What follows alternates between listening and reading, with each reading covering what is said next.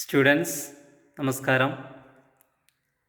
പെരുന്നാളൊക്കെ ഏകദേശം കെട്ടടങ്ങി എന്നുള്ളതാണ് മനസ്സിലാകുന്നത്. നിങ്ങളുടെ തിരക്കുകളൊക്കെ അവസാനിച്ചിട്ടുണ്ടാകും. ഇനി നിങ്ങൾ ചെയ്യേണ്ടത്, ഇന്ന് ക്ഷീണമുള്ളവർ ഫുള്ളായിട്ട് റെസ്റ്റ് എടുക്കുക. ക്ഷീണമില്ലാത്തവർ ഇന്ന് മുതൽ തന്നെ, രാത്രി മുതൽ തന്നെ വായന ആരംഭിക്കുക, അല്ലെങ്കിൽ കണ്ടിന്യൂ ചെയ്യുക.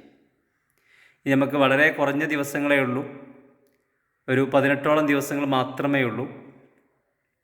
ഇനി നമുക്ക് ഒരു ദിവസം പോലും ഷെഡ്യൂൾ ഇല്ലാതെ പോകാൻ നിവൃത്തിയില്ല. അതുകൊണ്ട് തന്നെ ക്ലാസ് ഉണ്ടെങ്കിലും ഇല്ലെങ്കിലും ഒക്കെ നമ്മൾ ഷെഡ്യൂൾ മുന്നോട്ട് കൊണ്ടുപോകുന്ന രീതിയാണ്. അതുപോലെ മോഡൽ എക്സാം ഒന്നുകൂടെ ഉഷാറാക്കാനുള്ളൊരു പരിപാടിയിലാണ്.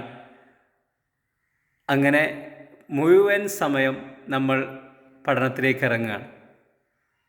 അതുകൊണ്ട് തന്നെ നാളെ വരുമ്പോൾ ഒരു ആഘോഷ പരിപാടി കഴിഞ്ഞ ക്ഷീണമൊന്നുമില്ലാതെ ക്രാഷ് തുടരുന്നത് പോലെ വളരെ ഉഷാറായിട്ട്, ആക്റ്റീവായിട്ട്, സ്ഥിരം പറയുന്നത് പോലെ എനർജറ്റിക്കായിട്ട് തന്നെ നിങ്ങൾ പ്രതീക്ഷയിലേക്ക് വരിക.